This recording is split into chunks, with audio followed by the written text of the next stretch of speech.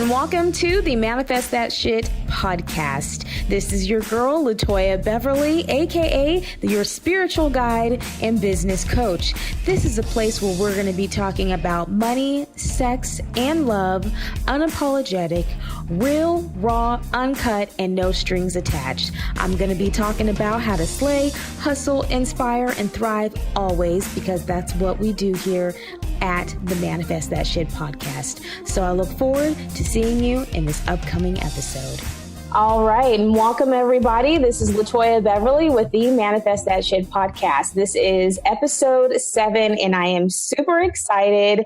I have a very special guest. I know that you guys have been waiting for me to have someone special, because you know when I go like full force, I'm going to go at it. So I didn't say just the best for last. I had to do it first. So I have Dr. Ayo here. She is from Atlanta. Dr. Ayo, go ahead and introduce yourself to everybody. Hi, yes, I'm Dr. Ayo Gathing. I am a psychiatrist, an author, and health media expert, and I am here to discuss whatever you guys want to know. Yes. So I actually did a poll last week, and I asked my audience, I said, okay, what topic do you actually want to have us discuss? I said, you want it to be sex and money or sex and spirituality? And they basically said, let's go for sex and spirituality. And I said, okay. I said, all right. And I said, well, let's talk about a few things, right? Let's get real down to the nitty gritty of where we are at in society right now with love, the lack of love, and, compassion. I've been preaching, I feel like, on my Facebook page about the lack of community and supporting one another, right? And, we don't know who's our neighbors, let alone, who's on our own Facebook page or social media, right?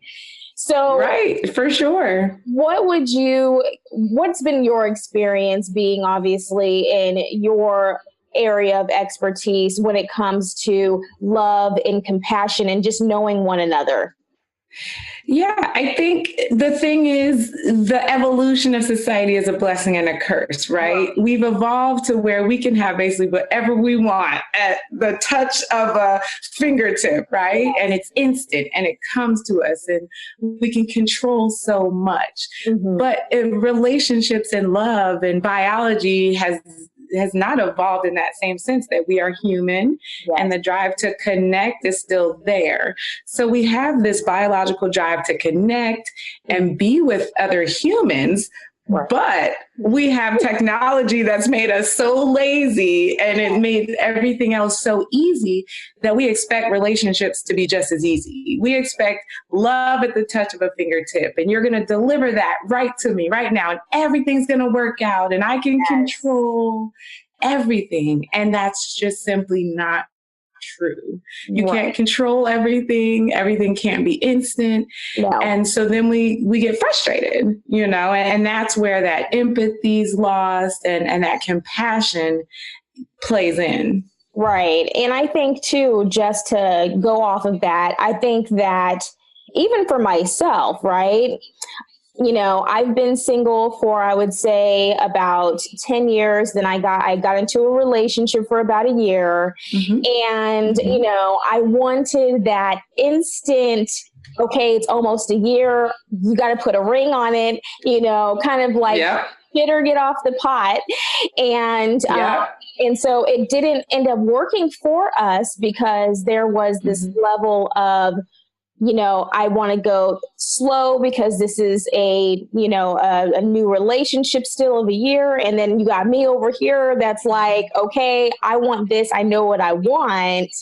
Right. And so having that level of compassion and love for yourself, knowing what you want, but being stuck in this world, the guy I was dating, he was 51 years old. He was a nurse, he had a job, he had a car, we start going down our list of things, but he didn't want more for himself. And that was, an issue, right? Because there's that part where we want the instant, but then there's the part where we're like, so what do you say to women who are like me, who have this tendency to be successful in life? We're go-getters, we're ambitious. We have this expectation, right? What do you say to women that want that instant connection? Yeah. So I first tell them, you can have an instant connection and you can have a chemistry that really grows early on. So you can be connected to this person physically, biologically, and just know like, oh no, this is it for me chemically. Right. Then you have to move to the phase where you look at your compatibility.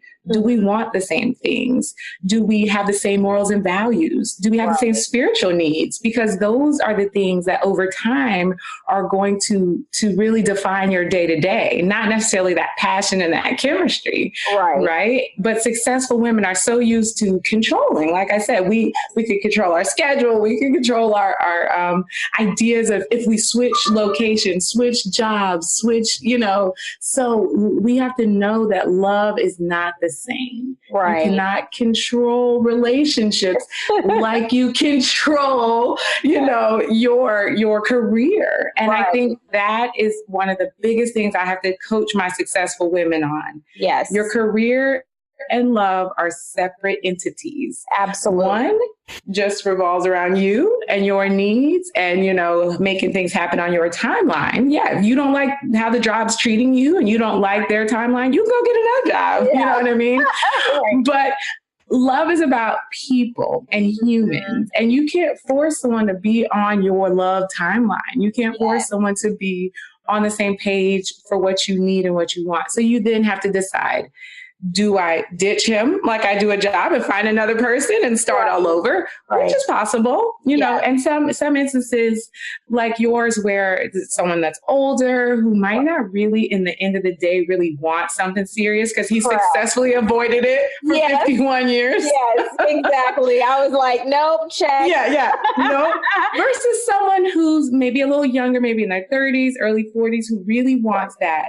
But they want to make sure it's right and that they're doing it on their own timetable. So sometimes you do have to compromise on your needs and your wants in terms of timeline. Right. Yeah. And, and I think that, we didn't sleep together right away, which I think was very important. We both were practicing. Basically, I was at the time of me meeting him, I was celibate for about a year. Okay. And, and then he wanted to actually be celibate for longer when we got together. And, and so I was like, oh, hell no. See, that's important. Right. So, and I was like, I'm not going to wait, I'm already at a year, and he got out of an unhealthy situation. So he's like, okay, I'm at, I think he was at 4 or 5 months at that point for himself.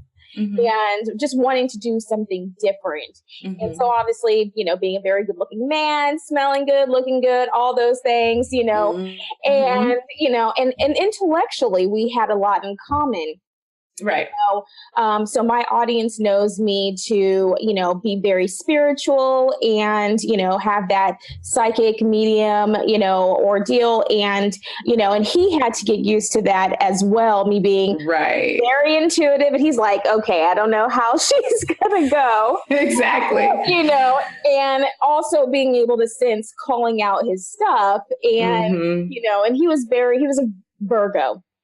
Oh, yeah. Oh, and I love Virgos, but I'm a Sagittarius, so I'm a Scorpio. Yeah. Okay. Yeah. So, I was like, I'm like, well, this is very different. Right. And so when it came to the spirituality and then meshing the sexuality, there was, I think, a good chemistry fit because he had understanding, Yeah. But he grew up in where his grandmother took him to church, and he was the only one out of his family who was probably more religious, so to speak. Whereas me as well, I grew up in a very strict Christian home.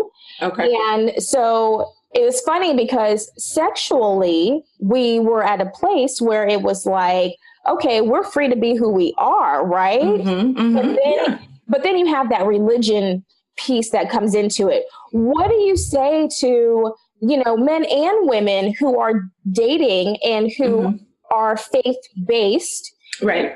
And, how do you decipher, okay, how do we take this, right? In a mature way? Yeah. And I think, and it's so interesting because it's all about your goals, right? Mm-hmm. I tell people, especially ones whose celibacy is not their choice. So they're entering a relationship with a partner who wants to be celibate.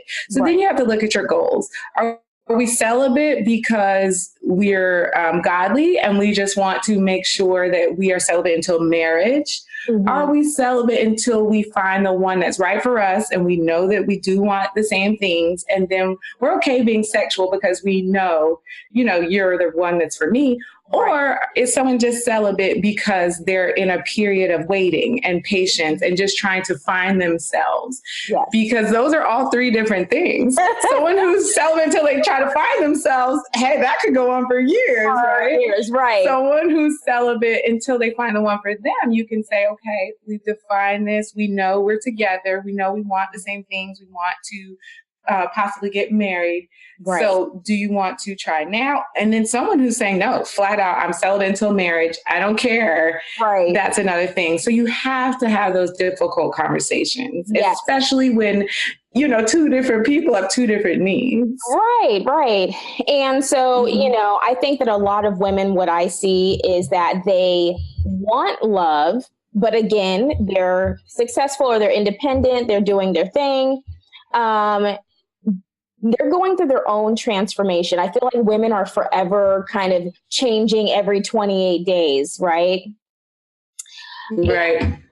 So, it's one of those things. So what do you feel is going to take women to the next level when it comes to finding love? I feel like there's a movement needed to bring marriages back to being popular, I guess, again, right? There's a lack of marriage and opportunity and unity, right? And companionship that's out here. I feel like people want marriage, but they don't know what it really takes to, because I've been married and divorced. And so I understand 10 years later what that all entails, and so obviously you're in a healthy, wonderful, beautiful marriage. What advice would you give to those who are looking to bring that love movement forward? Right. Well, first, I tell ladies, do not idealize marriage. No. Marriage is hard work, and it takes a lot of nurturing and fostering, just like anything else important in your life, parenting, career. So I think people think of marriage as this thing like, oh, I found love, let's get married. Like it's just this natural next step and nothing's going to change and it's all going to be easy. And it's just a goal. Like I got married, check. Yeah. Now what's the next thing? It's like, oh, no. You didn't get your promotion and then say, oh, ditch all the work now. No. Now you have a promotion with added responsibilities, added accountability. So that's the same thing as marriage. It's adding on to the relationship. It's more responsibility. It's more accountability. So if you're not sure you want it with that person, don't rush it. It's kind of like accepting a job you're not ready for. It's like, okay, you can't jump to VP if you started in the mailroom. Like there's some steps you have to take in between to get you ready. So I tell women you have to slow down and stop being so checklist oriented and stop idealizing marriage. Yes. So it's so funny. So, I've had a few friends and I used to be that girl. I used to have that checklist, right? I think that when you're in your 20s, it's that checklist. It's, I got to get married, check. Got the dog, check. Got the kid, check. Got the husband, check. White picket fence, okay, right? And I was so determined, all of these things happened for me at about 2021. And I had everything that I wanted, had the Mercedes, had the house, the husband, the whole 9 yards. I had the wrong man, and I felt bad. I felt bad because I was like, I'm like, oh my God, I'm like, what am I doing with this guy and realizing that he wasn't for me and I wasn't for him. Right. And so I see a lot of women who are in their 20s and they're doing the checklist and then they fall off and they forget to love themselves. How do you tell women and men, especially men, how to love themselves while their women are loving themselves? Right. And that's such a challenge because everyone's needs are so individualized, right? I have ladies who, they can, be alone or get massages and do all that stuff, once a month, and they're fine and they're charged up. I have some ladies who need that every week and they're like, oh, to feel sane, I need, my self-care time, doing my activities. I'm a Zumba fanatic. I love Zumba. I had gotten to a point where I wasn't going. I was too busy and everything was, then I said, no, you know what? Let me work this back into my schedule because I could feel the difference. So I think women and men have so many things they're trying to accomplish. And we waste so much time on social media. There's like 2 or 3 hours in people's week. I think I read a report that people spend like 4 hours a day or something like that on social media. Yeah, don't quote me, but I want to say it's 4 hours a day or something like that. I can believe that. Getting on, just streaming, just looking at our sites and changing things around. And so I think we're wasting a lot of time on things that aren't important and not replacing that time with things that are. So my first step would be for men and women to look at your life and look and see if it lines up with what's really important to you. Are you doing the things day to day to pour into yourself and into your relationship on a regular basis? And if it doesn't line up, do what I did. Hey, we all make that mistake. Ditch an hour or two of social media time and spend quality time with your relationships. Then ditch another hour and do that activity that pours into yourself. And then limit that distractible stuff to, less time during your week. Yes. No, I think that's so important. One thing in my last relationship that I learned from was I loved going on adventures. I think that adventures in friendships, relationships are so important. Getting out, spending that quality time, going for a hike, going to wine tasting, and really making activities, going back to making activities and saying, this is what I like to do. These are my interests. I feel a lot of people, men and women, we lose interest because we're not tapping into our interest. Right. Yeah. Yeah. And I think, and it's important to really know what you want and what you like before you get into a relationship. Yeah. Some people are so obsessed with getting into a relationship, they jump in and they don't even know themselves. You don't even know if you like nature. You don't even know if you like adventure. You haven't taken the time outside of relationships to figure that out. You're just going from one to the other, serial monogamy. And you're obsessed with getting to this goal of marriage that you haven't prepared for. No. And then you end up, like you said, with the wrong man, not knowing yourself. Yes. And really, it's a shitstorm because you're like, whoa, I thought I had everything I want, but it's not. It's nothing like I wanted or pictured. So it is really important to know what you want first and then demand that in your relationship and say, okay, I gotta have some adventure. Can you give me that? And if you can't give me that, I need to seriously evaluate if we could be together. Yeah, exactly. And so how do you feel about adventure in the bedroom? I find that having a lot of conversations with my females and they're like, they're married and whatever. And they're like, oh no, my husband doesn't want toys in the bedroom. Oh, my husband, he loves it, or my husband this and that. And, and so I really wanted to put together a, intimacy workshop, intimacy in the bedroom as well as out of the bedroom. Yeah. I was like, there's a lack of knowing what intimacy even is. I think I was 26 before I knew what intimacy was. And it's so important to me to be comfortable with yourself in the bedroom as a single woman, as well as when you're married. Yeah. How do you feel about where that's at? Yeah, I think that's the key. You said knowing yourself in regards to intimacy prior. And people are like, how do you know how to be intimate when you don't have anyone? And it's about that emotional connection with yourself and knowing what you need and want, as well as that physical, knowing what you like and what you need and what you want. And of course, you might have some compromises. So my husband, he could go once, twice a day, every day, morning, noon, and night. And I'm like, okay. And I am, more sexual than a lot of women. I know a lot of my friends. Yes. So, but we've had to say, okay, how about once a day? How about once a day? How about every other day, depending on our schedule. But you have to know yourself and be comfortable discussing those things. You have to be comfortable. And I think a lot of people, they don't talk about sex. They don't talk about their needs. They don't talk about what they like. Yes. No, I mean, I think. And then they're surprised when they don't get it. Right.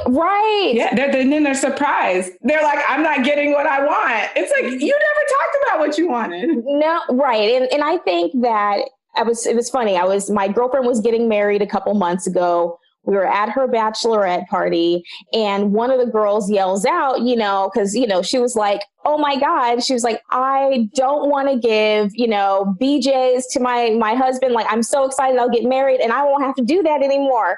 And her girlfriend yelled out, whoa, he's going to go somewhere else for that if that's what he likes. Right. And so most of the girls in the room, nodded their heads like, and so it was one of those conversations that kept coming up.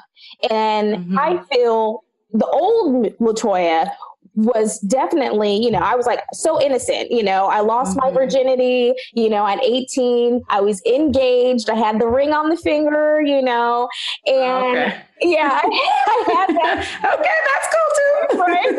I mean, girl, I was determined. And I had that idea of, okay, I needed a trusted situation, right? And with the right man in order to bring myself to that. Now, I mean, I love doing all of that, I'm right. Lady in the streets and the freak in the bed. That to me, okay, yeah. That to me is like the ultimate. And I asked my guy friends, just having real conversation. I said, hey, okay, me and you, we could have, we hooked up or whatever in the past. Like, how is me as a person, right? And they were able to be real and honest and just say, you know what, you're like the ultimate girl, right? You're like the ideal woman because you have that balance of being smart, intelligent, good in the bed, outside of the bed, you got your head on straight. And I really appreciated that. But at the same time, it was, but you're willing to please a man and you enjoy it. And I think getting women to get to the point of it's not just for the man. Your man is a king. You're a queen.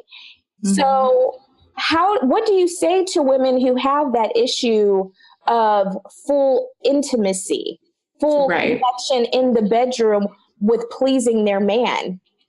Right. And this is one of the biggest, confusing topics there are, because women don't necessarily know what their likes and dislikes are until they are in a relationship. So this is something that's hard to prepare for before you have another party, right? So you were 18, you were a virgin, like you had no way of knowing what you liked and what you didn't like, right?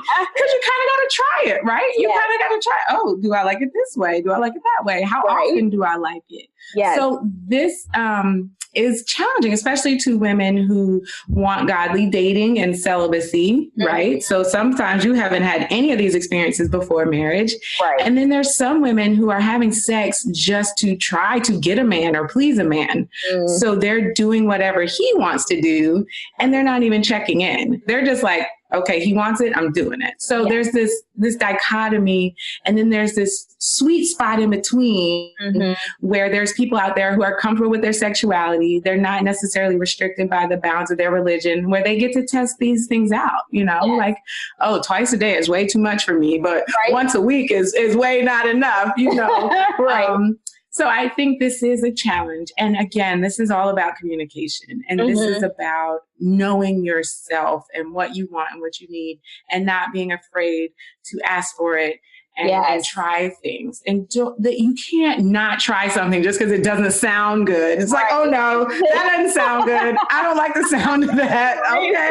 Or, I mean, different things in the bedroom. You have to be more adventurous and more open and at least try it before you say you don't like it. Right. And I found that a lot of people, they try things and they're like, oh, okay, I like it. Yes. And then once you don't, then you could talk with your partner. Is this a need? How many times, a week do you need this? You know? And if you can't match up with that, then it might not be the person for you. So don't go marry someone that needs blowjobs once a day and you don't like doing it. It's like, no, that's not a need. So that's what people say. They check off all the boxes everywhere else, but then intimacy, they're like, oh, I got him.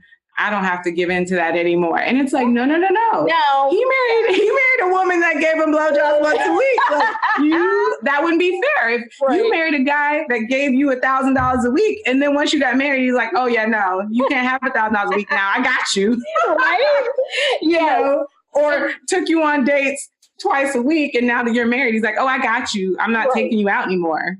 That's the same thing. Yeah, thank you. And I think that needs to be openly talked about and discussed. We were sitting together as women around the table, and it's like, it's like, okay, it's like, if this is a need, then, I said, I'm like, you don't got to go all crazy about it. I said, but I feel that because I wasn't to the point when I was younger where I was in control. Then when I realized that it was something that was a turn on for myself and how to please my man, I was like, okay, I'm in charge here. Let me put that, let me tilt the queen crown back on. My tiara. Yes, okay. And men love when a woman is in charge of that, right? That is their kingdomhood, Yeah, and so they're like, okay, I'm like, they're not the one that's in control when you're in control at that moment, right? Of giving and receiving, and so I'm like,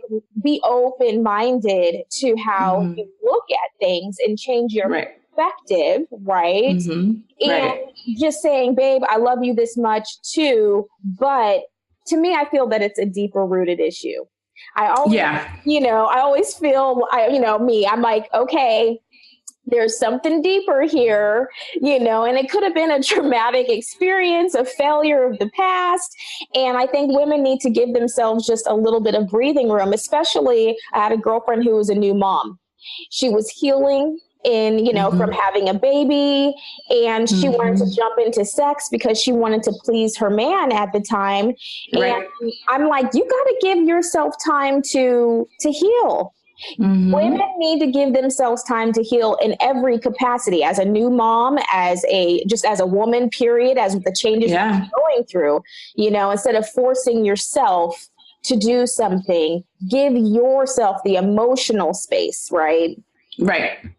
But sexiness, and I tell women all the time, it's not just about the act of sex. Yes. It's about being flirtatious. It's about teasing. It's about using your words and creating a visual. It's not just about, oh, let me, hop on it and please him. No, men want this tension built up and they can feel like they're getting something. So, for instance, your friend or the woman who couldn't have sex after the baby. There's so many other ways to please a man other than, having vaginal sex. And so you can use your hands, you can use your mouth, you can use your words, you can use, just so many other things. And I think women and even men lately, again, going back to this instant gratification, have gotten uncreative. It's like, what? There's so much to sex other than like, let's go. Let's jump on it. Right. Let's jump on it. Let's get this done so we can get back on our phones. Like, no. Like, there should be eye contact. There should be longing, looks. There should be, touching, there should be Right. kissing, there should be, and I think we're skipping all those steps now because we're rushing everything. Right. And so I think women need to bring back that sexual tension, that chemistry buildup. Yes. And I agree. I think that I believe that being comfortable in your skin is it's a spiritual act, you know? And I think that people need to realize that God is within yourself. The universe is within yourself. You are the moon. You are the stars. You're everything. You are that God and that goddess. You're embodying that. And I think people who are of faith or believe in different spiritual aspects are like, oh, no, I can't do this. You know, it's like, look, at the end of the day, you are the creator's, you know, idea of a perfect person. Your body's beautiful. You know, it's like, I think that we need to love ourselves and love our bodies and really practice that spiritual act. The other day I was, you know, saying, you know, basically telling each and every part of my body that it was beautiful. We don't do that.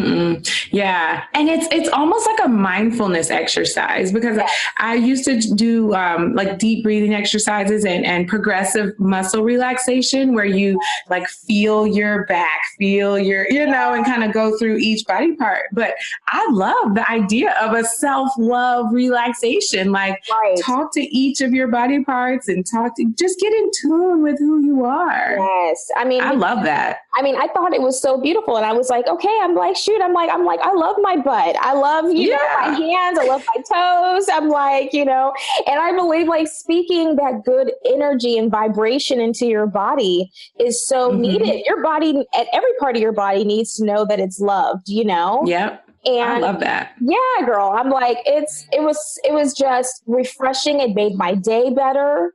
I felt at ease. I didn't feel that tension. And I was like, you know what? I'm going to go get into those pair of jeans that I couldn't get into before. I'm going to tell my butt and my legs and everything to calm down. Right. So I could get into this. But I think that is important that you bring that up. Like loving yourself and your body and who you are has to happen before you can love someone else. And that's another step we're trying to skip. And we're broken people. We're hurt people. And we don't have our spirituality together. And then we're jumping into relationships and we're wondering why it's not working. You don't know yourself. You haven't healed yourself. You don't know what you want. And then you're looking at this other person to like complete you and it's not working. So we have to do the work. We have to do the self-work, the self-love, the self-care before we can be healthy in a relationship. Absolutely. And what advice would you give to those who are, you know, kind of jump, skip, hop, they're married and, you know, and they're at the maybe beginning of a marriage, but they've been together for years. You know, what advice would you give someone who needs to, for both men and women in the relationship, where they can really practice self-love individually as well as together? I first would tell them, have a healthy space from your partner. Spend some healthy time apart. You know, a lot of couples, especially in the beginning, think they have to be together all the time for it to be successful. And if they're spending any time apart, oh no, then something's wrong. No. And find out what that healthy space apart is for both of you. What are you both comfortable with? And use that time to pour into yourself and figure out what you like and don't like and what you need. Because if you don't use that time effectively, then it's a waste. Yeah. If you're Netflixing and chilling or if you're on social media, you're getting messages from the outside. You're getting bombarded from the outside.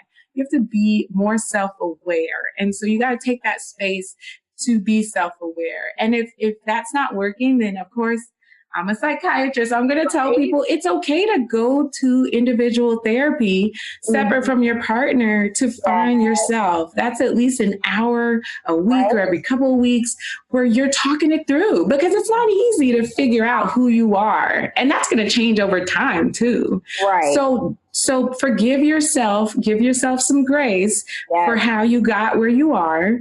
And then figure out a plan to move forward where that's you kind of being the driver or getting involved in a therapeutic situation where someone's helping you work that out. Right. No, that's beautiful. And I think that that is of the utmost importance. I mean, I have, seeked therapy, counseling, the whole 9 yards. Mm-hmm. Before I became a spiritual counselor, it was like, okay, well, let me go put myself in somebody else's chair so I can go work on myself first and love myself as a whole, Mm-hmm. And to all of my single ladies that are out there, I posted and I said, I'm happy with myself. This is actually the first time in my life where I am whole and I'm excited about being who I am in my life. Right. Right. And I think that there's a lot of single women who want to be in relationships or who are content and happy by themselves. But at the end of the day, it's like, don't fake yourself out. Right. You want love. Okay. Because we all need love.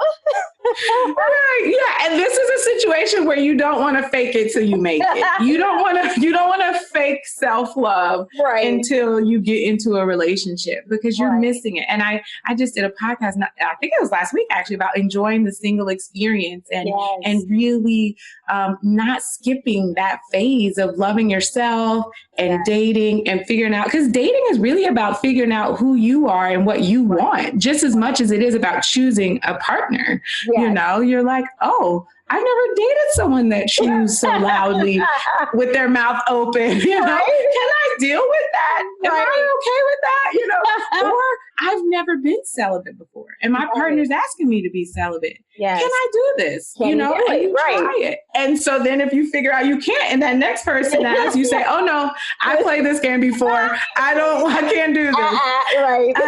That's not for me." But if you never tried it and you never dated and had these experiences and been open, then you couldn't. So I think being single and dating is just a period that has to be used effectively and really perfecting not perfection, progress, not perfection, but really getting to the core of who you are as a person and what you want and what you need and having had experience with that. So when you choose your partner, you're as ready as you could have been. And it's kind of like parenting. I mean, marriage and parenting, you can never fully be ready. You never know what you're going to get.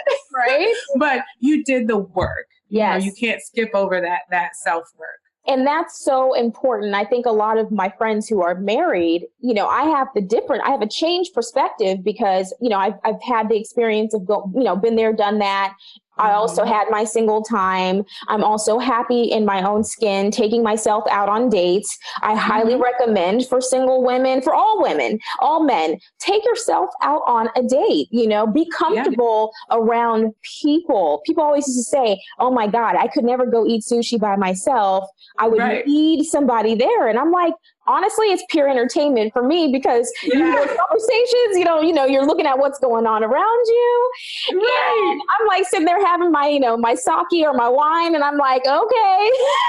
But do it off of your phone. I think the phones are a crutch now because I used to be very uncomfortable, like you said, going out by myself or doing things. And I started going to the movies first because that's a activity that's pretty, it's dark and solitary, but I love the movies. So I did that first. And then I slowly started going to restaurants and I'm embracing this. I'm fine with this. But so many people I see by themselves, they're just on their phone. Yeah. And so it's a crutch, and social media and technology, work even can be a crutch to finding out who you are and self-love. If you fill all your time with work that you're not with somebody, then you're still not taking that time to figure out who you are. Right. And so one thing before we wrap things up, what would you recommend for married couples as well as single people, like to go out, to be engaged in the world? Where do you find single people are hanging out nowadays, as well as where married people are going? Because I feel like when you get into a married situation, you kind of stay around your own tight-knit group of people. Like, how do you get out, get engaged, get involved? Yeah, I mean, my husband and I are both real extroverts. So we naturally are like, oh God, yeah. And if we sit in the house too long, we're like, oh, we got to get out of here. But some people aren't, as extroverted, or they're not as adventurous or spontaneous. So I say to singles and married people, don't be afraid to plan it. Put it on your calendar. Like next, Thursday, we're going to do something different. We're going to do something adventurous. And both people give an idea. Like, okay, this week we'll do your idea. Next time we could do mine. And let's come up with something different. I call it a relationship bucket list. Right. We're going to come up with things and we're going to attack this. Yeah, we're going to attack this list and we're going to do it together and we're going to have fun. And single people can do the same thing. Right. Do like a adventure bucket list or, a dating myself bucket list. Right. And you put things you've always wanted to do, but were too scared to do alone, or you couldn't find anyone to do it with you, or you really just never made the time for it before. And then you just attack that list one at a time and you just do it and put it on your calendar and say, I'm doing it.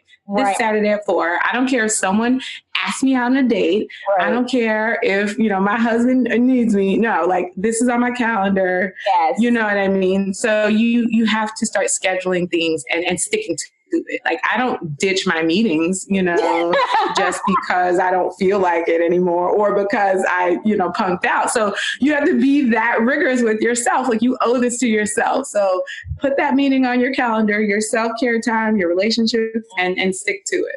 Right. No, that's important. So where can we find you? Where can we find you at? And what's kind of the hot new area? I know you said you have a podcast and some few things. Can you share with us where we can find you?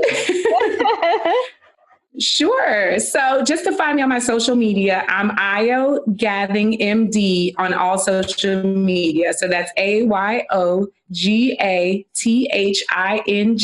MD. And that's Facebook, that's Instagram, Twitter. Same. So if you know my name, you know where to find me. Right. And my podcast is called Bad Girls Guide to Love with Dr. Ayo, and that's on iTunes and Stitcher. So you can find me both of those. Please go subscribe, review. Right?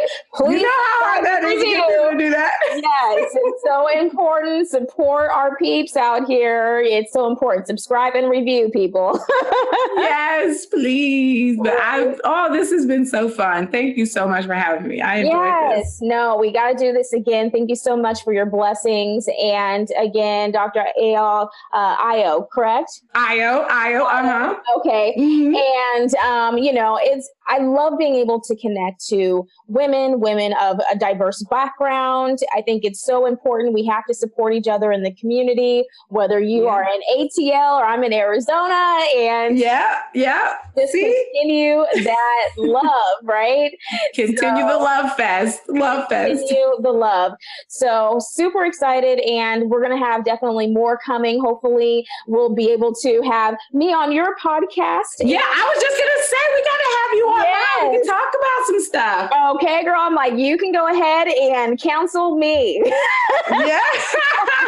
We could do you on as an expert. We could do a coaching call, whatever you want to do. Right. Yeah. Because I love for people to have that idea of seeing another coach be coached, right? And have that level of, she's the expert, but it kind of changes things up too, gives them a different perspective. They're like, okay. For sure. Yeah, they're like, okay, we're all can learn more. All of us, myself included. Absolutely. Well, thank you so much for joining us here at the Manifest That Shit podcast. And we will be talking to you soon. Have a great day. Thank you. Bye. Bye. Thank you so much for tuning in to another episode of the Manifest That Shit podcast. With me, your host, LaToya Beverly. I am your spiritual guide and business coach. If you want to hear more about my services and how you can work with me one-to-one, feel free to reach out to me at manifestyourlegacy.com or follow me on IG at Manifest Your Legacy or Facebook at Manifest Your Legacy today. I so look forward to connecting with each and every single one of you and touching your soul and heart. And you know how I like it, honey. Real, raw, uncut, no bullshit, and no strings attached. Just all success and all love. So I look forward to seeing you on another episode.